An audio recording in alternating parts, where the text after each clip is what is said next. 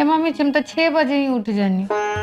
वाह छोटको, यही जा लोग बा कि 8 बजे ले बिछौने ना छोड़े। मम्मी जी हमरा खाना बनाए में बहुत इंटरेस्ट, हम सारा खाना बना लेबनी। वाह छोटको, यही जा लोग बा कि जब ले हम खाना बनावे में ना भिड़ी तब ले खाने ना बनी। मम्मी जी हम बहुत शांति से रहनी, हमरा शांति बहुत पसंद है। वाह छोटको, एजा तो लोग बाटे कि घर में बोलेला तो रोड पर सुनाला।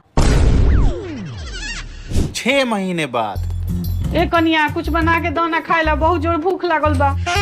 काहे राउ छोटकी पतो का करतरी? तू तो अभी ले सुतल बाड़ी। काहे वो तो 6 बजे न उठे वाली रही हो।